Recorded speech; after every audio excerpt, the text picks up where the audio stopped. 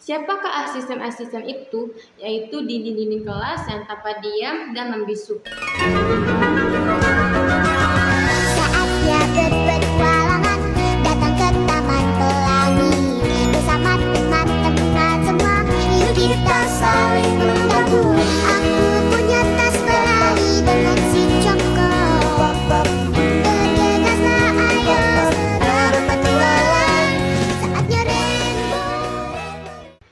Assalamualaikum warahmatullahi wabarakatuh. Halo teman-teman semua, perkenalkan namaku Rara Sofi Harnum, Prodi PGMI dari Universitas STIT Fathahillah Cilengsi, Bogor, Jawa Barat. Kali ini aku akan mereview sebuah buku yang berjudul Kelasnya Manusia. Buku ini ditulis oleh Bapak Munif Chatip, seorang direktur School of Women di daerah Cibubur, sekaligus konsultan pendidikan. Ada salah satu kutipan dari buku tersebut, sebenarnya jika seorang guru mengajar di sebuah kelas, berapapun jumlah siswanya, guru itu didampingi oleh 20-an asisten dalam mengajar. Siapa asisten-asisten itu? Yaitu di dinding kelas yang tampak diam dan membisu. Ya, kembali untuk menciptakan manusia seutuhnya. Munif Chatip menunjukkan dengan kelasnya manusia. Buku yang berjudul Kelasnya Manusia ini asli ditulis oleh Bapak Munif Chatip bersama Ibu Irma Nurul Fatimah. Bapak Munif Chatip sendiri adalah konsultan pendidikan, penulis bestseller Sekolahnya Manusia, Gurunya Manusia, dan Orang Tuanya Manusia. Sedangkan Bu Irma Nurul Fatimah ini merupakan arsitek dan pengajar di sekolah Lazuardi. Dari buku ini, jenis huruf yang digunakan seperti jenis Arial yang sangat mudah dibaca, ya. Sedangkan untuk penulisan judul dan sub-sub buku ini menggunakan tulisan-tulisan yang sedikit lebih besar dengan warna-warna bernada merah sehingga terlihat sangat menarik. Selain itu, setiap kalimat atau kata yang dianggap penting pun ya diberi warna. Nah, seperti ini. Diberi warna yang berbeda sehingga pembaca bisa menarik kata-kata yang dianggap penting itu. Kemudian dari covernya, cover hijau muda yang terpadu tulisan merah dengan beberapa gambar-gambar display yang indah sudah bisa menarik siapa saja yang melihatnya. Saya pun juga tertarik ketika saya melihat buku ini. Wah, menarik sekali memang. Ya, kertasnya juga yang digunakannya cukup tebal, ya, dan terasa timbul saat kita menyentuhnya. Jadi kertasnya ini bukan kertas buku, tapi kertas seperti majalah. Ya, buku ini menggunakan kertas yang agak tebal dan licin dengan diselipi gambar-gambar display, juga gambar-gambar yang berkaitan dengan materi-materi setiap subnya. Sehingga ini menimbulkan setiap lembar dalam buku ini seperti poster. Ya, seperti poster. Teman-teman bisa lihat. Wow, buku ini menggunakan bahasa-bahasa yang sering digunakan dalam kehidupan sehari-hari. Sehingga menimbulkan suasana segar dan mudah dipahami oleh semua orang. Buku ini sangat layak dibaca, bahkan wajib dibaca oleh seorang pendidik. Karena buku ini dapat memberikan inspirasi untuk menciptakan suasana belajar yang menyenangkan.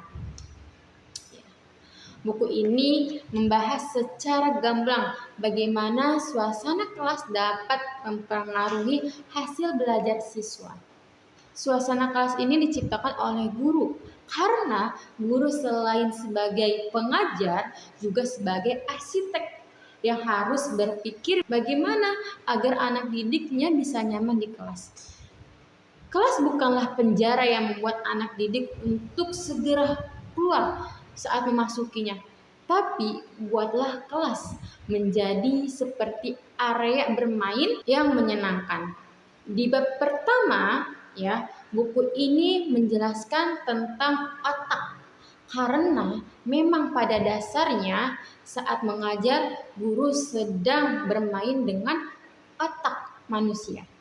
Jadi Naif sekali jika seorang guru tidak memahami tentang otak. Seperti yang dijelaskan dalam buku ini, otak manusia dibagi menjadi 3, yang terdiri dari otak reptil, kemudian otak limbik, dan otak neokortek. Ketiga otak ini mempunyai perannya masing-masing. Otak reptil sering disebut juga sang penjaga yang ada di bagian belakang, yang fungsinya sebagai pengatur gerak refleks. Sedangkan otak limbik berfungsi sebagai pengatur emosi, mempertahankan keseimbangan hormonial, rasa haus dan lapar. Selera belajar itu akan muncul apabila otak reptil terpuaskan. Sedangkan otak reptil sendiri tertarik pada hal-hal yang berkaitan dengan dirinya sendiri. Guru harus terbiasa menampilkan sesuatu yang unik dan berbeda untuk mendapatkan memuaskan otak reptil anak didiknya. Di antaranya yang pertama, selalu menampilkan berbeda setiap hari. Kemudian yang kedua, selalu mendisplay kelas yang unik. Kemudian yang ketiga, mengajar dengan strategi yang berbeda. Nah, itu dari bab pertama. Kemudian di bab kedua ini ya, membahas lebih pada lingkungan belajar. Lingkungan belajar juga harus dapat memuaskan indera. Memang pada dasarnya waktu yang banyak digunakan untuk belajar itu di ruang kelas.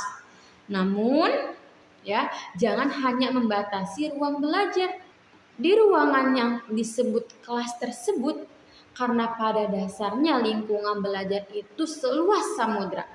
Ciptakan juga lingkungan belajar di lingkungan sekolah atau bahkan bisa luas lagi. Lingkungan belajar yang hijau akan lebih memuaskan otak dalam melakukan aktivitasnya. Kemudian di bab ketiga ya, ini menjelaskan tentang formasi dalam belajar. Formasi dalam belajar pun dapat diubah-ubah sesuai kebutuhan agar selalu menciptakan suasana yang baru. Guru harus dituntut mampu menampilkan suasana kelas yang menarik agar proses belajar dan mengajarnya berhasil. Ya, di antaranya dengan pengaturan isi kelas dan display pada dinding-dinding kelas sebagai usaha untuk manajemen kelas. Nah, dalam bab terakhir ya, di bab terakhir ini menjelaskan bagaimana kelas itu dapat berbicara dengan sentuhan display. Untuk itu tentu diperlukan kreativitas guru untuk mendisplay kelasnya. Kemampuan guru dalam mendisplay kelas ini merupakan bukti bahwa dia adalah guru yang kreatif. Kelebihan dari buku ini adalah memuat banyak contoh-contoh display dengan gambar yang jelas, menarik sehingga bisa menginspirasi pembacanya. Ya, buku ini dapat menarik kita untuk selalu menyelesaikan setiap halamannya dan membuat penasaran, karena akan banyaknya gambar-gambar yang diselipkan di buku ini. Benar-benar buku yang sangat baik dikonsumsi oleh seorang guru, apalagi seorang guru yang baru ini jelas akan membuat pengalaman belajar menjadi menyenangkan.